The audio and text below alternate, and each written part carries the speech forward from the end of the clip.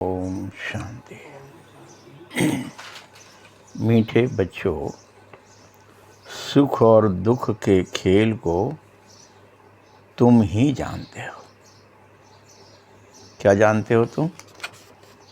सुख और दुख का एक खेल है, ये ड्रामा है। ये संसार क्या है? एक खेल है जो है सुख और दुख का। आधा कल्प है सुख और आधा कल्प है दुख। बाप दुख हरने और सुख देने आए हैं। बाबा काय के लिए आता है? दुख का हरण करने और सुख को देने।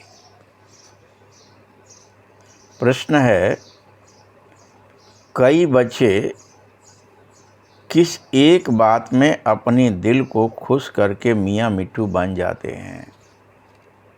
कई बच्चे ऐसी कौन सी बात है जिसमें अपना दिल खुश करके मियाँ मिट्ठू बन जाते? उत्तर है, कई ऐसा समझ बैठते हैं कि हम तो संपूर्ण बन गए, हम तो कंप्लीट तैयार हो गए।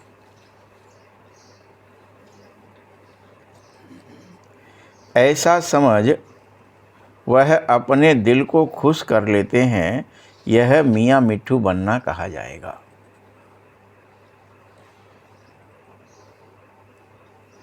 बाबा कहता है, अभी बहुत पुरुषार्थ करना है तुम्हें,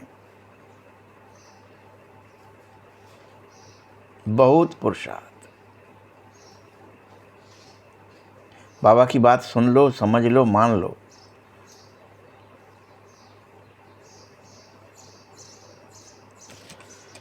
तुम पवित्र बन जाएंगे तो फिर दुनिया भी तो पवित्र चाहिए।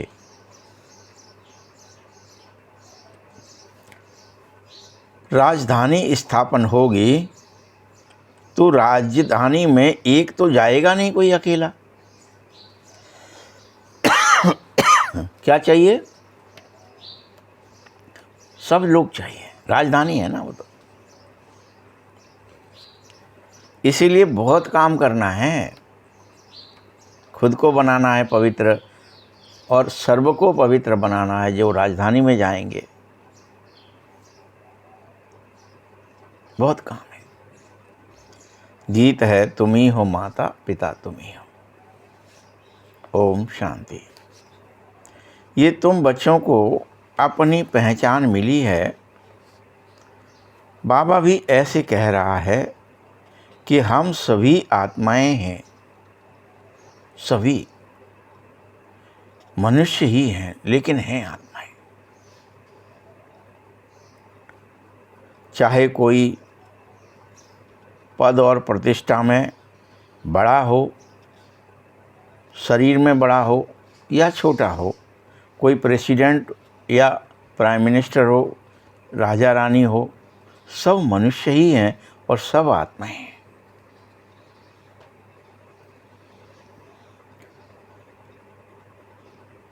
सभी आत्माएं, मैं फिर सब आत्माओं का पिता हूँ। तुम सब आत्माएं हो और मैं सब आत्माओं का पिता हूँ। इसीलिए मुझे परम पिता परमात्मा यानी सुप्रीम कहा जाता है। मुझे सुप्रीम कहा जाता है। तुम बच्चे यह जानते हो कि हम आत्माओं का परम पिता परमात्मा बाप है और हम सब भाई भाई हैं। ये स्वीकार है ना सबको कि नहीं है? ये याद रहता है ये बात कि हम सब, कोई स्त्री पुरुष नहीं है, कोई बच्चा बूढ़ा नहीं है, कोई छोटा बड़ा नहीं, सब भाई भाई हैं।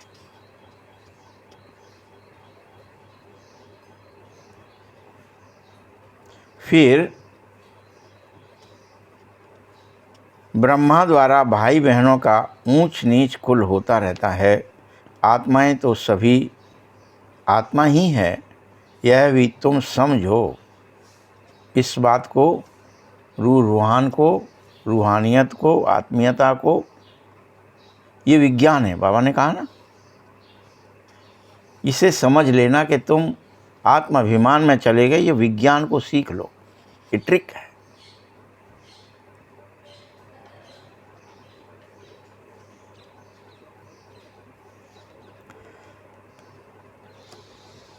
मनुष्य तो कुछ समझते ही नहीं है।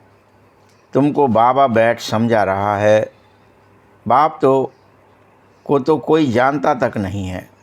भल मनुष्य गाते रहते हैं कि तुम ही हे भगवान, हे माता पिता, क्योंकि ऊंचे से ऊंचा तो एक ही होना चाहिए।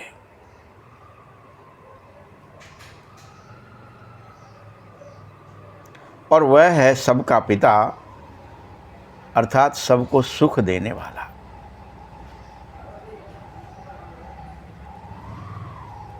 तुम्हें यह भी समझना है कि सुख और दुख के खेल को अच्छी तरह समझो, जानो। ऐसे ये खेल है मात्र।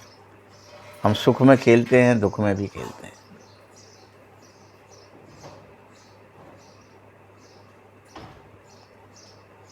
मनुष्य तो समझते हैं अभी अभी सुख है और अभी अभी ही दुख है। नहीं,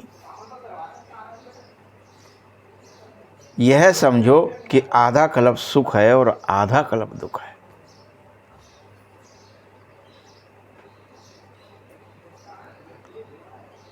हम आधा कल्प सतो प्रधान और सतो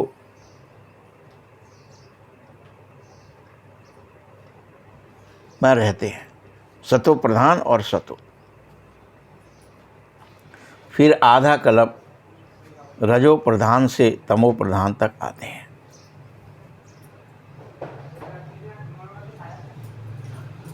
असल में शांति धाम में ही हम आत्माओं का निवास है, सभी आत्माएं।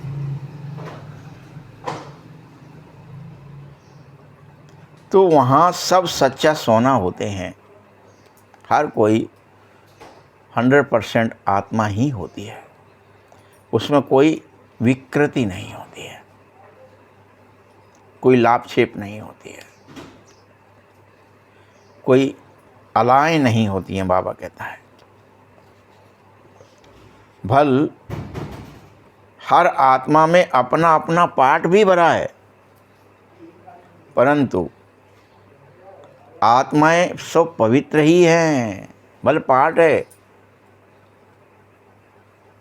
फिर भी पवित्र है। अपवित्र कोई वहां जा नहीं सकता, रह नहीं सकता।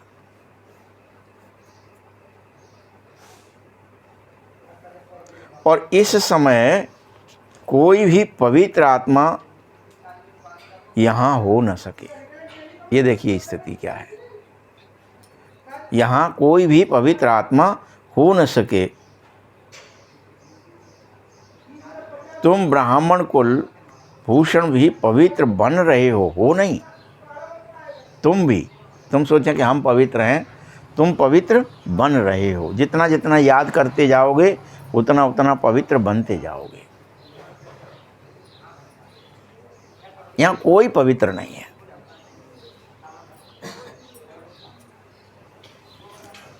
तुम अभी स्वयं को देवता भी नहीं कह सकते। देवताएं तो परम पवित्र होते हैं।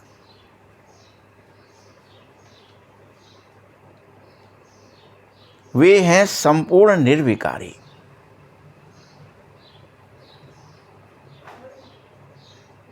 जैसे आपको याद होगा, सबको वर्णन पता है कि तुलसीदास जी जो है पानी पीते थे और जो बचा हुआ पानी एक पेड़ में डाल देते थे, कहाँ फेंकेंगे। और वहाँ एक भूत रहता था, वो एक दिन खट से प्रकट हो गया उनके सामने विकराल रूप में कि तुमने मुझे प्रसन्न किया, पानी पिलाया, बोलो मांग लो जो चाहिए। क्या होता है ये सब? स्थिति किसी को भी पता नहीं है, हमको आपको। आत्मा की स्थिति क्या है, कैसे काम करती है, वो अभी भी अधूरी है। अपन भी जो ज्ञान सुन रहे हैं इसमें भी कि आत्मा ऐसे कैसे, वहाँ क्या कर रही थी पेड़ के नीचे, वो जो पेड़ है जिसमें बैठी थी वो क्यों बैठी थी वहाँ पे, और पानी डाल दिया। वो तो फेंकते नहीं थे पानी के, इधर उधर फेंकेंगे, इस तरह पेड़ में डाल देते हैं, बच गया है पीने से। अब वो प्रकट हो गया, कहने लगा जो चाहिए मांग लो, मैं सब दूंगा। तो उन्होंने क्या कहा, मुझे भगवान के दर्शन चाहिए। तो वो बेचारा सब गया, ये तो मैं नहीं करा सकता, तो फिर क्या करें, मुझे तो वही चाहिए, भगवान के दर्शन ही चाहिए। लेकिन इसकी मेरे पास एक युक्ति है, वो मैं ज़रूर बता सकता हूँ कि आप जब कथा जहाँ कहते हो वहाँ पे हनुमान जी आते हैं और हनुमान जी तुम्हें भगवान के दर्शन जरूर करा देंगे। उनमें क्षमता है, मुझ में नहीं है। हर एक की अपनी अपनी कैपेसिटी है भाई। उनका कैसे पहचानूंगा मैं, इतनी भीड़ है। इनका भीड़ से क्या होता है, अभी तुम जब गद्दी पर जाते हो कथा करने के लिए तो पहले जाओ, कोई ना आया हो तभी बैठ जाना, तो देखोगे कि एक सबसे पहले कोई बुजुर्ग भेष में आएगा और सबसे लास्ट में जाएगा, बस उसके पैर पकड़ लेना, वो तुम्हें दर्शन कराएगा। वही हनुमान जी है। तुलसीदास जी जैसे कोई भीड़ हो जाए थोड़ी तब जाते हैं ना लोग, ने कहा नहीं पहले ही चले जाएंगे। वो पहले जाके बैठ गए, तो देखा एक बड़ा लंबा तगड़ा सा आदमी आया है और आकर के पहले पहले उनकी कथा पांडाल में आके बैठ गया और सर नीचे करे बैठा रहा। उनकी दृष्टि अब उनके ऊपर हो गई कि अच्छा ये व्यक्ति पहले आया है, सबसे पहले। कोई बात नहीं, देख लिया उन्होंने, बुद्धि में रख रहा। और जब कथा समाप्त हो गई तो सब चले गए, फिर उन्होंने देखा कोई नहीं है तो अब जाने लगे। वो जैसे ही गए तो खड़े होके तुलसीदास जी बक के गए, दौड़ के एकदम वो पैरों में पड़ गए। उन्होंने कहा ठीक है, तो तुम चित्रकूट चलो, दर्शन होंगे भगवान जी के। और वहाँ जब वो कथा, फिर आपको सबको पता ही है कि चित्रकूट के घाट पे भाई संतन की भी, तुलसीदास चंदन के से ख्वार करें रघुवीर, तो वहाँ दर्शन की भी हो गए, सब किया, रक्षा करी। लेकिन एक उस आत्मा ने जो भूत के या प्रेत के रूप में है, वो बता रही है सारी सच्चाई क्या है, कैसे है। यहाँ हम आत्मा का पूर्ण ज्ञान कि हम संपूर्ण निर्विकारी, कोई नहीं अभी पवित्र, कोई नहीं अभी बन रहे हो, तो ये सब विद्याएं सीखनी होंगी आपको। परमात्मा का सच्चा स्वरूप, दर्शन, प्रक्रियाएं, कैसे कैसे क्या क्या हो रहा है, ये सब समझना होगा।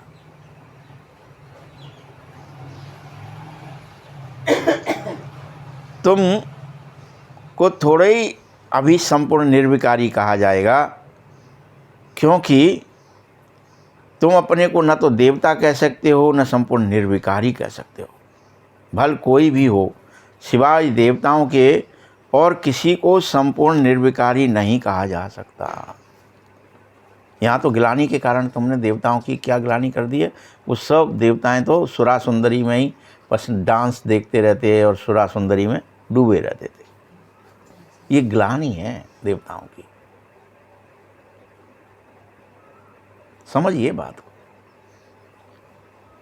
ये सब बातें तुम ही सुनते हो, ज्ञान सागर के मुख से सुनो, वह सत्य सुनाता है। यह भी जानो कि ज्ञान सागर पूरे कल्प में एक ही बार आता है। मनुष्य तो पुनर्जन्म लेते रहते हैं और आते रहते हैं, लेकिन भगवान नहीं। ये स्वीकार लो कि अगर अभी नहीं तो फिर कभी नहीं मिलेगा, पूरे कल्प बाद फिर से फिर भी पुरुषार्थ कर पाए तो। जब अभी मन नहीं लग रहा तो अगली बार अगले कल्प लग जाएगा, ये कैसी गारंटी है।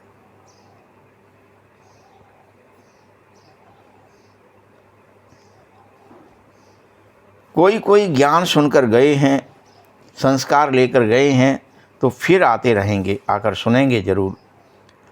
समझो कोई 6-8 वर्ष ज्ञान सुना है तो कोई कोई में वह अच्छी समझ भी आ जाती है ना, लेकिन किसी कारण से छूट जाता है, माया आ जाती है, विकृति आ जाती है, पटक देती है, छूट जाता है। क्या नहीं, खूब सुन ली मुरली, कुछ नहीं हुआ। फिर दोबारा आएगा तो फिर ज़रूर सुन पाएगा, क्योंकि उसमें बीज पड़ा हुआ है।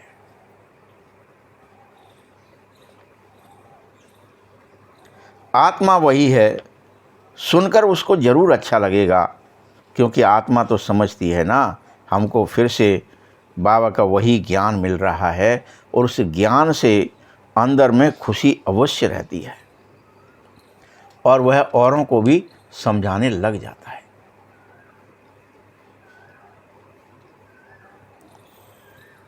फुर्त हो जाती है, जैसे किसी के अंदर, अब बाबा उदाहरण दे रहा है कैसे फुर्त हो जाती है, क्यों वो ज्ञान सुनने सुनाने लग जाती है, किस तरह की संस्कार है। तो बाबा एक उदाहरण देते हैं, जैसे किसी के अंदर लड़ाई वाला संस्कार है, तो छोटेपन में ही उसे उसी काम में उसे बहुत खुशी लगेगी, मैं लड़ूंगा, मुक्का मार दूं, बचपन से ही खुशी होती है। तो वैसे तुम सब बच्चों को भी पुरुषार्थ कर नई दुनिया का मालिक बनना है, इसकी बचपन से ही तुम्हारे अंदर रहती। भगवान मिल जाए, किस रूप में है, पूजा पाठ में, तो आप कोई डायरेक्ट तो आ नहीं गए हो, सबने क्रियाएं तो करी हैं ना, इच्छा भी व्यक्त की है, अंदर से खुशी भी रखी है कि कैसे भी करके भगवान मिल जाए। भगवान कौन है, कैसे है, परिचय भले ही अभी आके मिला है, लेकिन ये आप बीज आपके अंदर था। तुम सबको समझा सकते हो, या तो नई दुनिया के मालिक बन सकते हो, या तो शांति धाम के मालिक बन सकते हो। शांति धाम तुम्हारा ओरिजिनल घर है, यहाँ से तुम यहाँ पाठ बजाने आते हो। यह भी कोई जानते हैं, कोई नहीं जानते हैं, क्योंकि आत्मा का ही पता नहीं है तो घर का पता कैसे रहेगा। तुमको पहले यह थोड़ी ही पता था कि हम निराकारी दुनिया से इस साकारी दुनिया में पाठ बजाने आए हैं। बताओ, पता था क्या किसी को? और हम बिंदु रूप हैं, अति सूक्ष्म हैं, इतने निराकार है, आंखों से देखे नहीं जा सकते।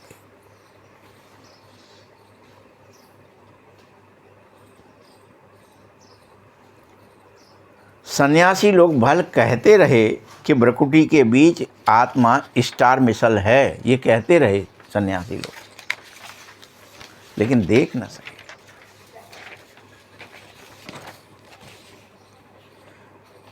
फिर भी उनकी बुद्धि में आत्मा का बड़ा रूप आता ही रहा, इसलिए वह शालिग्राम समझ करके कहने से बड़ा रूप समझ लेते हैं कि आत्मा अंगुष्ठाकार है, आत्मा शालिग्राम के बराबर इतनी बड़ी है, ऐसा समझते। नहीं समझते कि वो अणु परमाणु से भी छोटी है, नहीं समझते।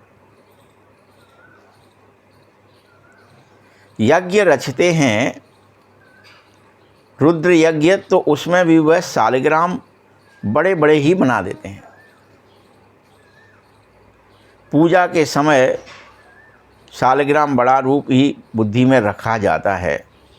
बाबा कहता है यह सब अज्ञान है, सब अज्ञान है।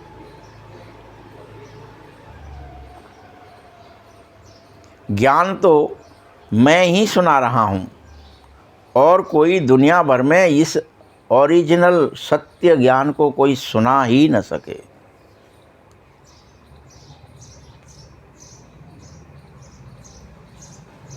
बस लिख दिया था कि आत्मा को पानी भिगो नहीं सकता, आग जला नहीं सकती,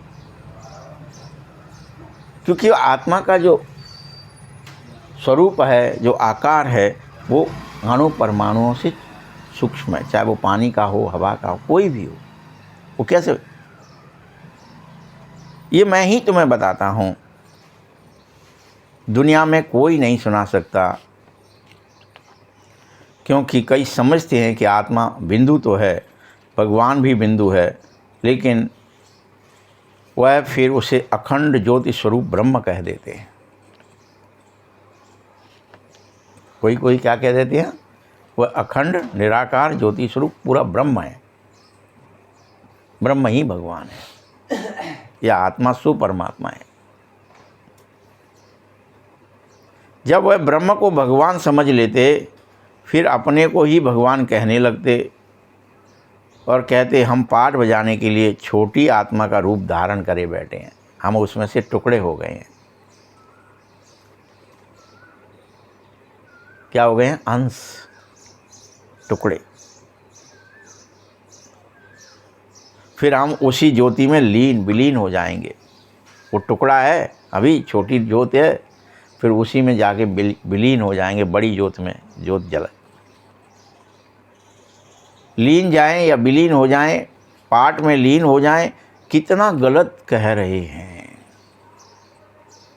आत्माओं में अविनाशी पाठ है और वो सब में नूंद है, अपना अपना है, और वो उसमें से निकल नहीं सकता, और वो अमर है,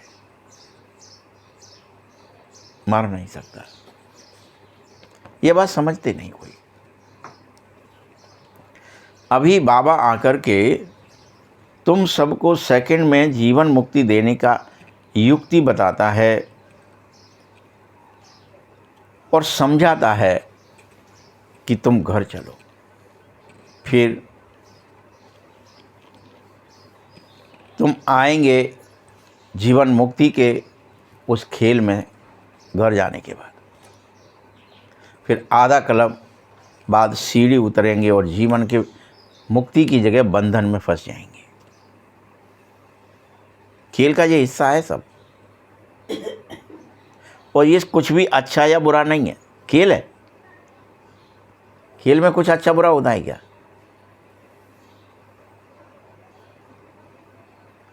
फिर बाप आएगा, फिर तुम्हें जीवन मुक्त बनाएगा। खेल है उसका भी, वो भी उसमें शामिल है खेल में। और ये जानबूझ के ही होता है।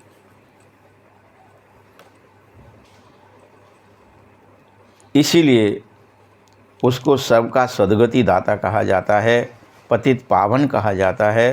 तो जो पतित पावन बाप है, तुम बच्चों को उसको ही जरूर याद करना चाहिए, उसको याद करना चाहिए। उसकी याद से ही तुम पवित्र बनेंगे, नहीं तो पवित्र बन ही नहीं सकते।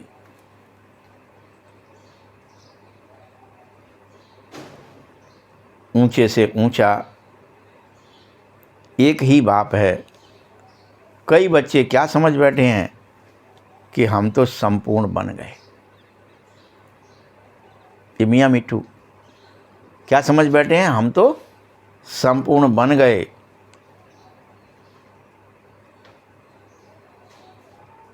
हम कंप्लीट तैयार हो गए, ऐसा समझ वह अपने ऊपरी दिल में खुशी महसूस करते हैं।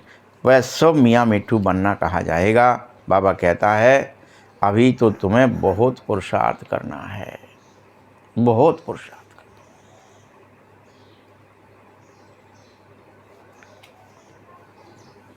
पवित्र बन जाएंगे, उतने से काम नहीं चलेगा। पहले तो पवित्र ही बनना है, फिर पवित्र दुनिया भी चाहिए।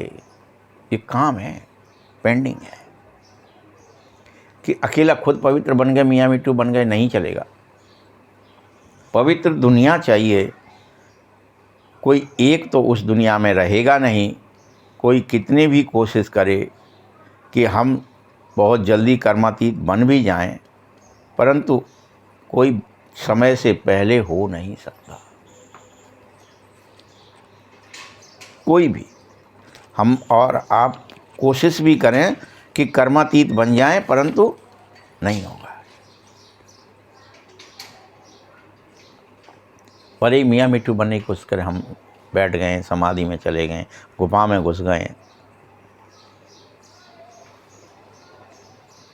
खेत पे भी आप देखते हो, कोई भी फसल होती है तो पकने के टाइम पर, चाहे वो बाद में बोई जाए चाहे पहले भी बोई जाए, वो पकती सभी साथ में ही है।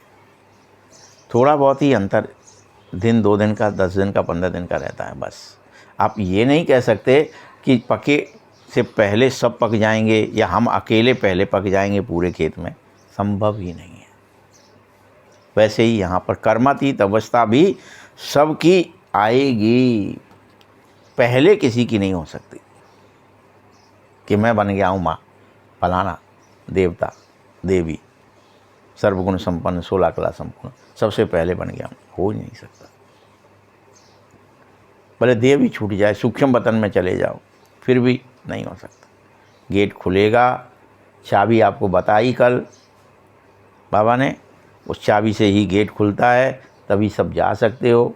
उससे पहले जाने का भी कोई विधान नहीं है। कोई ट्रेन नहीं आई है, आप चाहे प्लेटफार्म पे 10 घंटे पहले बैठ जाओ, क्या ही होगा। टाइम होगा पर्टिकुलर, उसी समय ट्रेन आएगी। हाँ, उससे लेट हुए तो गए, ट्रेन तो अपने टाइम से निकल जाएगी, फिर टू लेट हो जाएगा।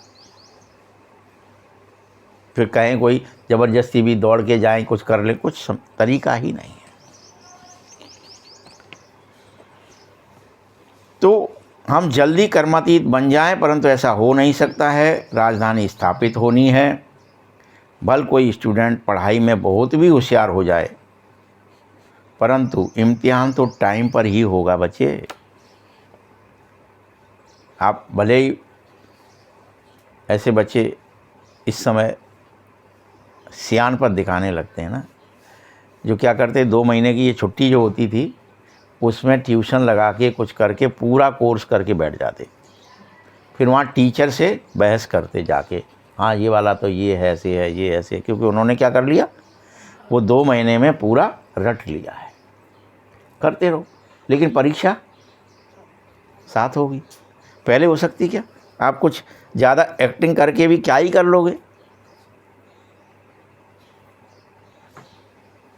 इम्तिहान का टाइम फिक्स है, वह जल्दी हो ही नहीं सकता। यहाँ भी ऐसे ही सब है, जब समय आएगा तब तुम्हारे पढ़ाई की रिजल्ट निकाली जाएगी। कितना भी अच्छा पुरुषार्थ हो, ऐसा कोई कह न सके कि हम तो पहले ही कंप्लीट तैयार हैं। कोई नहीं कह सकता, कोई भी नहीं। 16 कला संपूर्ण कोई आत्मा अभी बन ही नहीं सकती है। अभी तो बहुत पुरुषार्थ करना है। भल तुम अपने दिल को सिर्फ खुश करना चाहते हो कि हम तो संपूर्ण बन गए, लेकिन नहीं, संपूर्ण बनना अंत में ही संभव है। जब एक तरफ विनाश हो रहा होगा, तब दूसरी तरफ कर्मातीत अवस्था आ रही होगी। मियाँ मिट्ठू मत बनो। सारी राजधानी की स्थापना हो रही है। हाँ, इतना समझते हैं, बाकी थोड़ा समय ज़रूर है। देखो, अब मिसाइल भी निकल गए हैं, तो इन्हें फोड़ने में भी तो समय लगेगा, बनाने में समय लगा पहले। अब एकदम फूट जाएंगे क्या, धीरे धीरे कितने 2 साल से फूट रहे हैं, कितने ही फूट पाए हैं अभी। अरे अभी तो उन्होंने वो फलानी मिसाइल तो चला ही नहीं, ये तो अभी थोड़ा थोड़ा ही चला रहे हैं, पुराने चलाए हैं पहले, जो रिजेक्ट होने वाले थे वो चला दिए हैं बमें, या जो भी हथियार चलाए हैं, तोपों के गोले चलाए हैं, जो नष्ट होने वाले थे उनको यूज़ कर रहे हैं अभी। एकदम थोड़ी करोड़ों की संख्या में भर के पड़े हैं भाई। तो बम आदि विनाश के लिए बन रहे हैं, टाइम लगेगा, प्रैक्टिस हो रही है, फिर झट बना लेंगे क्या। ये सब ड्रामे का नूद है। गीता में भी मूसल अक्षर स्पष्ट लिखा हुआ है, और शास्त्रों में भी लिखा है कि पेट से मूसल निकला, फिर फलाना हुआ। ये सब झूठी बात है ना, बाबा आकर समझा रहा है।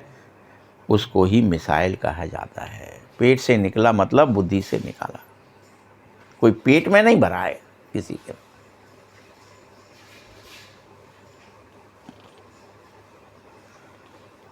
परंतु तुम बच्चों को इस विनाश से पहले तमो प्रधान से सतो प्रधान बनने की पूरी पाठ बजानी होगी। हर हाल में देह अभिमान को भूलकर आत्माभिमानी बनना होगा। ये तुम्हारा काम है। तुम्हारी एक्टिंग है, तुम्हें करनी होगी, कोई और नहीं करेगा। बच्चे समझो, हम आदि सनातन देवी देवता धर्म के थे, हम सच्चा सोना थे। भारत को सचखंड कहते हैं, अब झूठ खंड यह भारत बन गया है।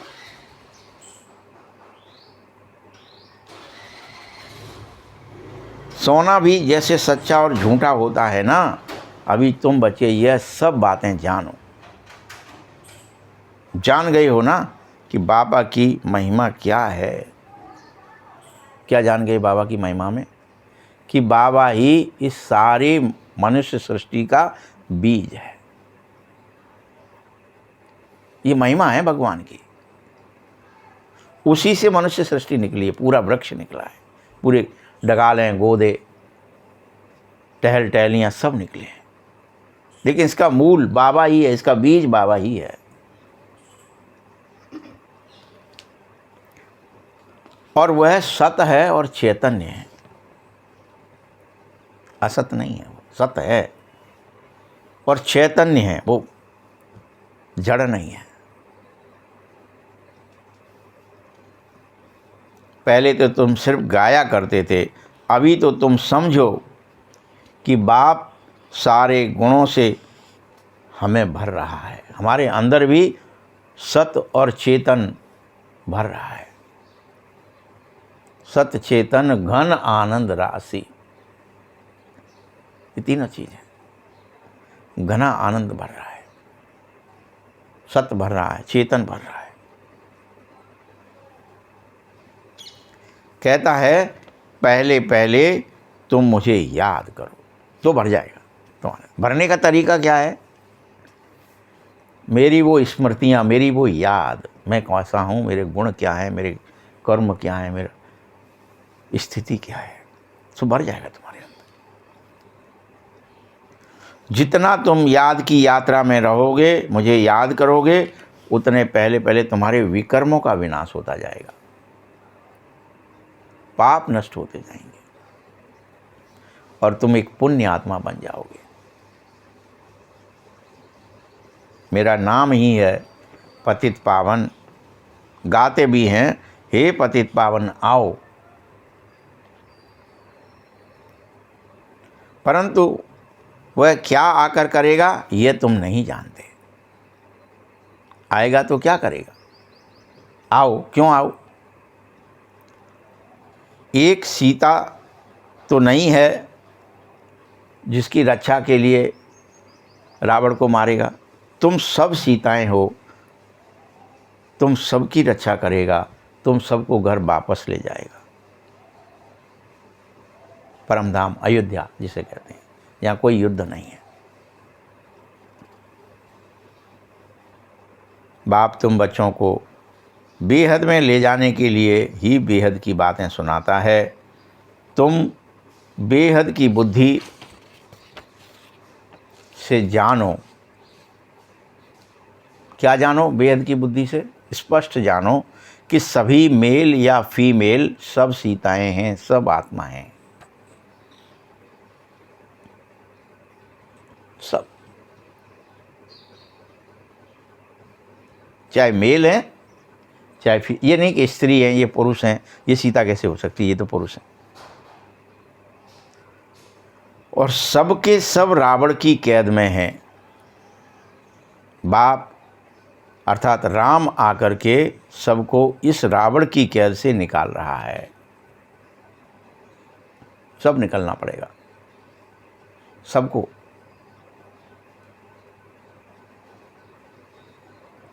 ये समझाया जा रहा है, हर एक में पांचों विकार हैं, ये सबको समझाया जा रहा है। तुम सब में हैं ये। काम है, इच्छाएं, काम माने इच्छाएं, क्रोध है, लोभ है, मोह है और अहंकार भी है, वही चला रहा है। और इसी को रावण कहा जाता है, इसी को रावण का राज्य कहा जाता है, इसी को विशेष दुनिया कहा जाता है, विषयी दुनिया।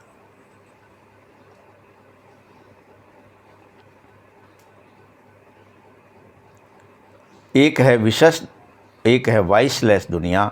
दोनों अलग अलग नाम हैं, दोनों के अलग अलग कर्म हैं, अलग अलग संस्कार हैं। एक है वैश्यालय तो दूसरा है शिवालय।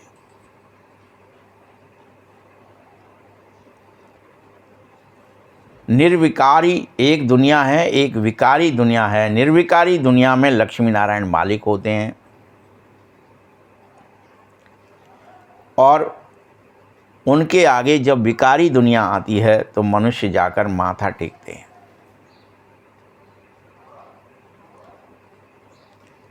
विकारी राजा भी बनते, लेकिन निर्विकारी राजा के आगे माथा टेकते हैं।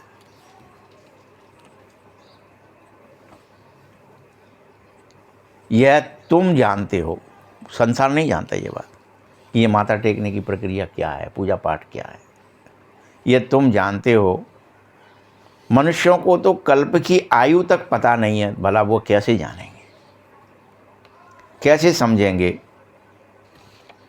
कि रावण राज्य कब शुरू होता है। आधा आधा होना चाहिए। अभी यहाँ के वकील वगैरह नेताएं सिर्फ इतना जानते हैं कि भारत के अभी अभी कुछ दिनों पहले ही 35 टुकड़े हो गए, ऐसा वो अभी बोलने लगे हैं लोग, 35 टुकड़े। लेकिन उनको ये नहीं पता कि ये सब जितने टुकड़े देश हैं, टुकड़े टुकड़े, वह सब भारत ही था। ये तो जानते ही नहीं। एक अखंड भारत ही होता है, पूरा विश्व ही भारत होता है। उसमें से 320 देश बने या जो भी बने, 322 हैं कितने, वो तो बनते रहते, बिगड़ते रहते हैं, टुकड़े होते फिर बिगड़ जाते, बन जाते। हम नया देश हैं, नया संविधान है, नया सब है, नई करेंसी है।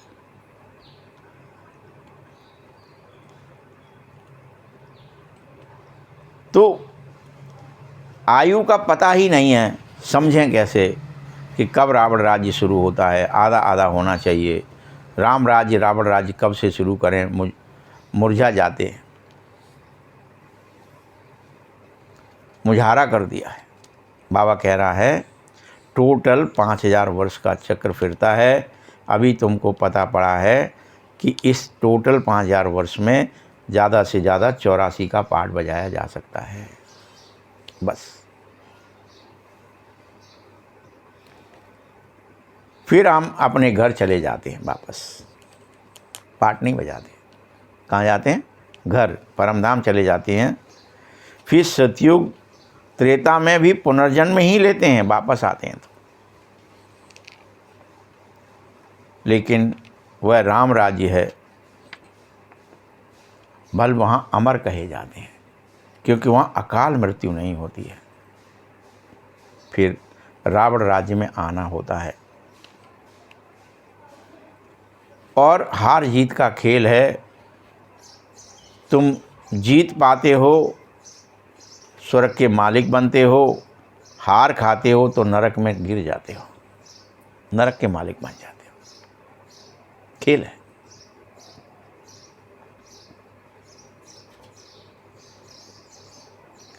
स्वर्ग अलग है। कोई मरता है तो कहते हैं स्वर्ग पधारा, परंतु वो वाला स्वर्ग ये नहीं है।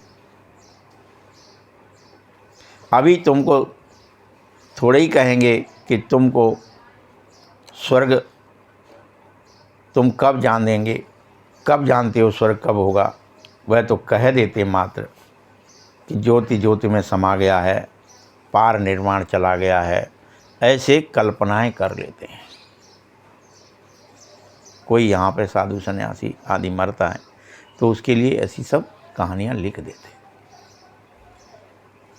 कि निर्माण हो गया उसका। वही निर्वाण जिसकी बात चल रही थी ना, मुक्ति। तुम कहेंगे ज्योति ज्योति में कोई समा नहीं सकता है, क्योंकि सर्व का सद्गति दाता तो एक ही गाया हुआ है। स्वर्ग सतयुग को कहा जाता है, अभी नरक है, और यह सब भारत की ही बात है। बाकी ऊपर में कुछ नहीं है। दिलवाड़ा मंदिर में ऊपर में स्वर्ग दिखाया तो है, तो मनुष्य समझते हैं कि बरोबर कहीं आसमान में कोई स्वर्ग होगा, ऊपर जाके बादलों के ऊपर। अरे ऊपर छत में मनुष्य कैसे रहेंगे भला? बुद्धि ठहरती है क्या तुम्हारी? ये बात बुद्धि में ठहरेगी क्या कि वहाँ छत पे बना दिया तो छत में रहेंगे कैसे? यह तुम सब क्लियर कर समझाओ। ऊपर मतलब पहले, ऊपर मतलब पहले।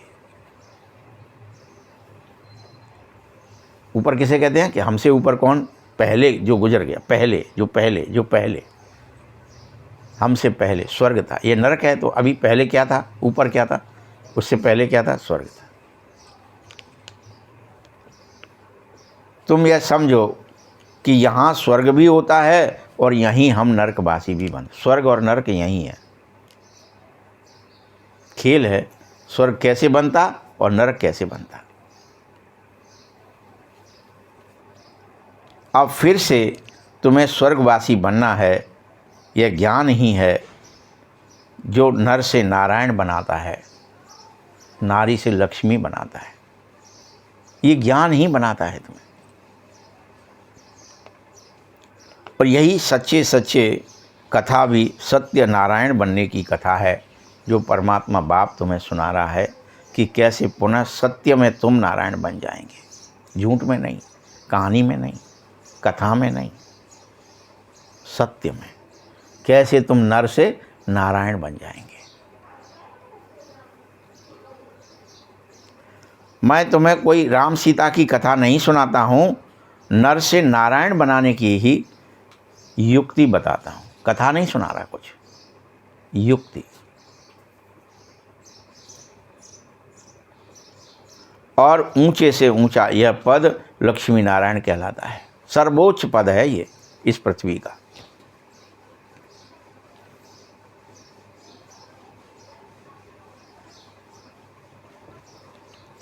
फिर धीरे धीरे तुम सब आत्माएं जब सतो प्रधान से सतों में आ जाती हो, दो कलाएं कम हो जाती हैं। पुरुषार्थ ऊंच पद पाने का किया था, फिर अगर नहीं करते हो तो जाकर चंद्रवंशी बनोगे। नए भी आएंगे तो जिनका पुरुषार्थ कम रहा था वो परमधाम से उतर आएंगे,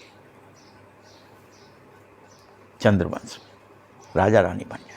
और जो सतयुग में चल रहे थे वह वहाँ पर प्रजा बन जाएंगे। भारतवासी ही मूल रूप से पवित्र बनते हैं तो फिर भारतवासी ही पतित बन जाते हैं। बनता कोई और नहीं है, पूरा भारत ही होता है। और वही पूर्ण रूप से पवित्र होते, फिर धीरे धीरे पतित होते। तो पतित बनते हो जब द्वापर आ जाता है और धर्म आ जाते हैं तो तुम अपने धर्म को भी भूल जाते हो और क्या कहने लगते हो? हम हिंदू हैं। क्या हो गए हम देवी देवता हैं ये कहने की हिम्मत नहीं होती, क्योंकि पवित्र नहीं होते हो, पतित हो जाते हो। इसलिए अपना धर्म चेंज कर लेते हो, धर्म को भूल जाते हो। बोलो, होता तो ऐसा सब धर्मों में है। भल क्रिश्चियन भी जब धर्म आता है तो सतो होता है, फिर वह भी तमो प्रधान बन गए हैं, लेकिन फिर भी वह अपने को क्रिश्चियन संप्रदाय ही समझ रहे हैं। भले वो मूसल निकाल रहे हैं, अपना ही विनाश कर रहे हैं, पूरी तरह से सब तरह से पतित हो गए हैं, दुखी हो गए हैं, अशांत हो गए हैं, कामी क्रोधी लोभी मोही छली कपटी सब हो गए वो भी, परंतु वो अपने क्रिश्चियन संप्रदाय को नहीं भूले हैं।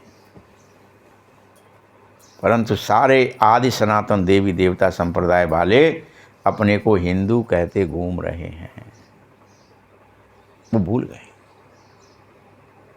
बौद्ध नहीं भूले, जैन नहीं भूले, सिख नहीं भूले, कोई वो उनका धर्म बाद में आया तो वो भूले नहीं अपने धर्म पिता को, अपने धर्म को। लेकिन तुम आदि सनातन देवी देवता वाले अपने को संप्रदाय को ही पूरा भूल गए और हिंदू कहते घूम रहे हो। यह भी नहीं समझ रहे कि असुल देवी देवता धर्म के हैं हम। ये समझ ही नहीं पा रहे तुम्हारे अंदर ये समझ भी नहीं बची है, इतना समझ भी पाओ कि हम ही असल देवी देवता धर्म के। वंडर है ना, तुम पूछते हो हिंदू धर्म किसने स्थापित किया, तो मूझ जाते हो ना, क्योंकि देवताओं की पूजा करते हो परंतु कहते अपने को हिंदू हो। तो देवता धर्म के ठहरे, ये भूल ही गए हो, इसलिए उलझन में हो कि अरे हमारा धर्म किसने स्थापित किया, तो शंकराचार्य ने किया क्या, फलाने, ऐसे अटक जाते, मूझन है, क्या करें, किसका नाम लें। संन्यास धर्म किया उन्होंने स्थापित, हिंदू धर्म नहीं। शंकराचार्य द्वारा संन्यास अलग से धर्म स्थापित किया गया है बाकायदा। वो उनके शंकराचार्य उन सन्यासियों के धर्म पिता हैं, तुम्हारे नहीं। तुम समझो यह ड्रामा की नूंद है, तुम्हारी बुद्धि में सारा नॉलेज होना चाहिए। जैसे तुम्हें पता है इसी में से ये निकले हैं, इसी में से ये सिख इसी में से निकले हैं, जैन इसी में से निकले हैं, बौद्ध इसी में से निकले हैं, हिंदू, लेकिन किस में से निकले हैं ये नहीं पता है। वो सोचते हो हिंदू धर्म में से निकले हैं। ऐसे ही सन्यासी भी किस में से निकले, वो हिंदू धर्म में से निकले। देवी देवता धर्म था, उसमें से एक ब्रांच है सारी ये। सभी धर्म निकले, सभी पृथ्वी पर जितने धर्म हैं वो गोदे हैं उस वृक्ष के। तुम यह भी नहीं समझ पा रहे हो कि पहले पहले हम ही सूर्यवंशी थे, तुम्हें ये फक्र ही नहीं है। फिर और धर्म आते हैं, ये याद ही नहीं रहा है भाई। बल अभी आप किसी क्षत्रिय को पूछेंगे नहीं कि तुम कच्छप वंश कहाँ से निकला, कि वो कुश जो थे ना राम के, वो कच्छप, उनके नाम से, कुश के नाम से हम कुशवाहा हो गए या फलाना हो गए। कोई कहेगा, कोई कुछ और कहेंगे कि हम राम के ऐसे वंश हैं, हम इसकी ये पीढ़ी है, हम उसका ये गोत्र है। सूर्यवंश कहेंगे अपने को वो बाकायदा, या चंद्रवंश भी कहेंगे कुछ लोग, यदुकुल है, फलाना है, ऐसे कहते हैं लोग। अभी जातियों में बट गए, फलानों में बट गए, लेकिन उनको यथार्थ नहीं पता है कि सूर्य का मतलब क्या है, चंद्र का मतलब क्या है, वंश का मतलब क्या है, और देवी देवताएं क्या होते हैं, उनका कैसा वंश होता है, कुछ नहीं पता। कहने के लिए कह रहे हैं। तुम पुनर्जन्म लेते हो, तुम्हारे में भी कोई यथार्थ रीति यह बात जान पाता है, क्योंकि तुम स्कूलों में भी कोई स्टूडेंट की बुद्धि में अच्छी रीति बैठता है, कोई बुद्धि में कम बैठता है। यहाँ भी ऐसे ही है, ये भी एक स्कूल है जहाँ कोई फेल भी होते हैं। जो फेल होते हैं इस पढ़ाई में वह क्षत्रिय कहे जाएंगे, वो सूर्यवंशी नहीं बनेंगे, फेल हुए इसलिए। और उन्हें चंद्रवंश में जाना पड़ेगा, क्योंकि उनके पास 2 कलाएं कम रहेंगी, वह 16 कला संपूर्ण बन ही नहीं पाएंगे। फेल होंगे तभी तो बन नहीं पाएंगे, वो चंद्रवंश में जाना पड़ेगा और संपूर्ण बन न सकेंगे। तुम्हारी बुद्धि में यह बात अभी आ जानी चाहिए कि हमें हर हालत में इतना बाबा को याद करके पवित्र बनना है कि हम सूर्यवंश में चले जाएं। सूर्यवंश मतलब क्या? स्वयं के प्रकाश से प्रकाशित, आत्मा के प्रकाश। आत्मा ही सूर्य है ना। ज्योतिषीय गणना में भी, ज्योतिष में सूर्य मतलब आत्मा को कहा जाता है, और मन कहा जाता है चंद्र को। चंद्रमा माने, चंद्रवंश माने मन। तो जहाँ मनमत थोड़ी सी भी मिक्स है वो फेल हो जाएगा। और सूर्य में मनमत मिक्स ही नहीं होती, परमात्मा मत पर, श्रीमत पर पूर्ण चलने वाला ही सूर्यवंश है। पूर्ण आत्मसम्मान, आत्मभान, आत्मस्मृति।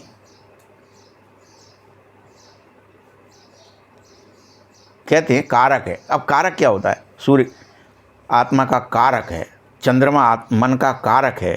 अरे कारक क्या है? मतलब वो सूर्य मतलब स्वयं से स्वयं प्रकाशित, उसको किसी दूसरे के किसी भी प्रकाश की शक्ति की ज़रूरत ही नहीं है। चंद्रमा को क्या दिखे, वो पारदर्शी है, उसमें सूर्य का प्रकाश दूसरी जगह कहीं, सूर्य अस्त तो हुआ नहीं है, वो परछाया में है और वहाँ से उसका रिफ्लेक्शन पड़ रहा है, परावर्तन हो रहा है, वो उसका खुद का नहीं है। तो आत्मा का स्वयं का है और मन पर जो ज्ञान है, मन में जो खुशी है, मन में जो विचार है, वो आत्मा का परावर्तन है, इसलिए उसे मन कहते हैं, चंद्र कहते हैं। तो तुम्हारी बुद्धि में बेहद की हिस्ट्री ज्योग्राफी होनी चाहिए। वह स्कूल में तो हद की हिस्ट्री ज्योग्राफी पढ़ते हो, वह कोई मूल वतन सूक्ष्म वतन थोड़े ही वहाँ जानते हो तुम। उन स्कूलों में किताबों में थोड़ी ये लिखा है। साधु संत आदि किसी की भी बुद्धि में नहीं है। तुम्हारी बुद्धि में ये होना चाहिए कि हम सब मूल वतन से आए हैं और हम सब का मूल वतन ही घर है, हम वहीं रहते हैं, हम सब एक्टिंग करने आए हैं। ओरिजिनली हम परम धाम के ही रहने वाले हैं। ये किसी को भूलना नहीं चाहिए कि ये एक्टिंग चल रही, ये है ही स्थूल वतन। तुम्हारी बुद्धि में सारा ज्ञान हो जाना चाहिए। यह सुदर्शन चक्रधारी सेना बैठी है, ये सेना बाबा को और चक्र को याद करती है। तुम्हारी बुद्धि में ये ज्ञान होना चाहिए। बाकी कोई हथियार की सेना नहीं है, कोई हथियार की बात भी नहीं है। सेना होगी तो हथियार होगा, नहीं। देखो, ज्ञान है तो ज्ञान से क्या होता है, स्व का दर्शन होता है। तुम्हारा हथियार क्या है, विष्णु का हथियार क्या है, कृष्ण का हथियार क्या है, स्वदर्शन। तुम्हारा भी क्या है, स्वदर्शन। तो ज्ञान, तुम्हें जैसे जैसे ज्ञान होगा तो तुम क्या करेंगे, स्वदर्शन करेंगे। यही हथियार है कि मैं आत्मा हूं। कैसी हूं, अविनाशी हूं, अमर हूं, अजर हूं।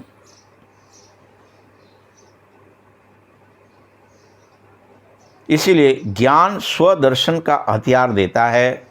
बाप रचयिता और रचना के आदि मध्य अंत का ज्ञान देता है। बाबा का फरमान है कि मुझ रचयिता को ही याद करो, मेरी याद से ही विकर्म विनाश होते हैं। ये भगवान का फरमान है कि तुम्हें पवित्र बनना है, तुम्हें अपने विकारों का विनाश करना है, तुम्हें संस्कारों में स्वसंस्कार, आत्मा के पुनः ओरिजिनल संस्कार धारण करने हैं, तो विकारी संस्कारों का विनाश सिर्फ याद से ही होगा। जितना जो स्वदर्शन चक्रधारी बनेगा और जो औरों को भी स्वदर्शन चक्रधारी बनाएगा, सो सबसे ज़्यादा सेवा करेगा और सबसे ऊंच पद पाएगा। बस, जो कृष्ण बने या विष्णु, एक ही चीज़ है। विष्णु को भी स्वदर्शन है, कृष्ण को भी। जो ये काम करेगा और दूसरों को कराएगा,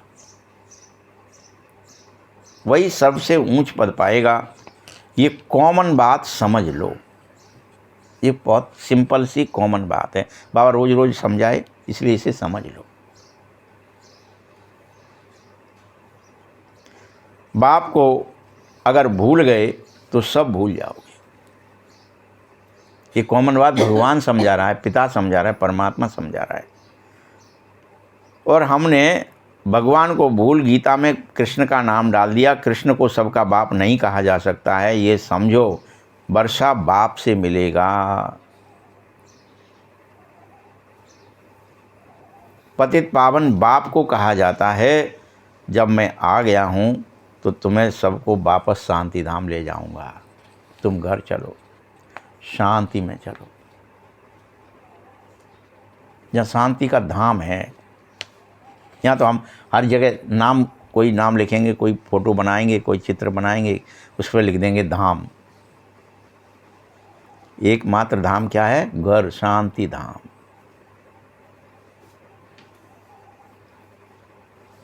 वहाँ जाया जाता है, चलना है तुम्हें। बाप वर्षा दे रहा है।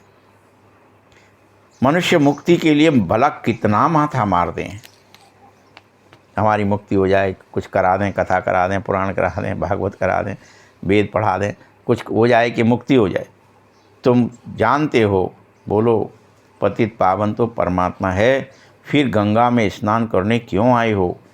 गंगा के कंठे पर जाकर बैठते हैं और सोचते हैं हम तो यहीं मर जाएं, तो मुक्ति को पाएंगे। मूल रूप से उनको लालच क्या है? कुछ करे बगैर भी घर यहीं आके मर गए तो मुक्ति हो जाएगी। पहले बंगाल में भी जब कोई मरने पर होता था तो पता है क्या करते थे? बंगाली लोग गंगा में जाकर कलकत्ते में हरि बोल करते थे और डुबो देते थे, समझते थे ये मुक्त हुआ। पटक आते थे ऐसे ही, चाहे मरा है चाहे नहीं मरा है, फेंक दो, हरि बोल। अब आत्मा तो निकल जाएगी, वह तो पवित्र बनी नहीं। अब आत्मा को पवित्र बनाने का एक मूल कारण है बाप की याद। कौन बनाएगा आत्मा को पवित्र? आत्मा पवित्र भगवान की याद से बनती है, और कोई दूसरा तरीका ही नहीं, कारण ही नहीं, मूल कारण है बाबा की याद, और उसको ही पुकारना है। अब बाप कहता है मात्र मुझे याद करो तो विक्रम विनाश हो जाएंगे। बाप आकर के पुरानी दुनिया को नया बना रहा है, बाकी नई रचना नहीं रच रहा हूँ, नई रचना नहीं रच रहा। अच्छा, मीठे मीठे सखी हृदय बच्चों प्रति माता पिता बाप दादा के याद प्यार और गुड मॉर्निंग। रूहानी बाप की, रूहानी बच्चों को नमस्ते। रूहानी बच्चों की भी बाप दादा को बहुत बहुत याद प्यार और नमस्ते। धारणा के लिए मुख्य सार है, बाबा में जो गुण है वह स्वयं में भरो। क्या करो? परमात्मा में जो गुण है, जो सातों गुण का वो समुद्र है, वो आप अपने में भरो। पवित्रता को, सुख को, शांति को, आनंद को, प्रेम को, ज्ञान को, शक्तियों को अपने में भरो। इम्तिहान के पहले पुरुषार्थ कर स्वयं को कंप्लीट पवित्र जरूर बनाओ, इम्तिहान से पहले। और इसमें कतई मियाँ मिट्टू मत बन जाना कि हम तो बन गए पवित्र। शरीर को ही पवित्र करके वो सोचते हम तो पवित्र बन गए। पवित्र माने क्या? जिसका मनसा वाचा कर्मणा सब कुछ पवित्र हो जाए। अकेला शरीर पवित्र हुआ तो उससे कुछ काम नहीं चलने वाला। मियाँ मिट्टू मत बन जाओ कि मैंने तो पवित्रता की, मैं तो ब्रह्मचारी हो गया।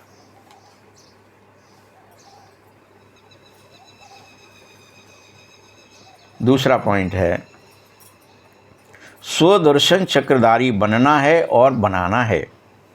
बाप और चक्र को याद करना है। बेहद बाप द्वारा बेहद की बातें सुनकर अपनी बुद्धि बेहद में रखनी है सदा। तुम्हें अब हद में नहीं आना है। स्पष्ट रूप से बाबा एक ही बात कह रहा है, तुम्हें हद में नहीं आना है। वरदान है आज के लिए, स्वस्थिति द्वारा। किसके द्वारा? स्वस्थिति द्वारा परिस्थितियों पर विजय प्राप्त करने वाले संगम युगी विजयी रतन भव। जैसे जैसे स्वस्थिति में स्थित होते जाओगे, परिस्थितियों पर अपने आप विजय मिलती जाएगी। हम स्वस्थिति में स्थित नहीं है, इसलिए हमारे को परिस्थितियाँ दिखती हैं, ये क्या होगा, ये क्या हो गया, ये क्या हो गया। परिस्थितियाँ तभी दिख रही हैं, हम स्वदर्शन में नहीं है, स्वस्थिति में स्थित नहीं है, इसलिए परिस्थितियाँ आ जाती हैं। परिस्थितियों पर विजय प्राप्त करने का एकमात्र साधन स्वस्थिति में स्थित होना है। एकमात्र साधन है। यह देह भी पर है, स्व नहीं। ये याद रख लेना। कोई बात सोच रहे हो कि देह में स्थित हो गए, तो देह पर है, ये पंच महाभूत है, तुम नहीं हो। मैं नहीं कह सकते इसे, ये पर है, स्व नहीं। स्वस्थिति बस स्वधर्म क्या है? सदा सुख का अनुभव करना, सदा सुख का अनुभव करना। और प्राकृतिक धर्म अर्थात परधर्म या देह का स्मृति किसी न किसी प्रकार के दुख का ही अनुभव कराएगी। जब तक आपको देह याद है तब तक उसकी देह की पीड़ा, देह का मान, देह का सम्मान, अपमान, देह के लिए भूख प्यास, सब दुख, वो दुख है, वो भी दुख है। भूख लगना, प्यास सब दुख है। ये दुख ही याद रहेगा, क्योंकि देह की स्मृति माने दुख का अनुभव।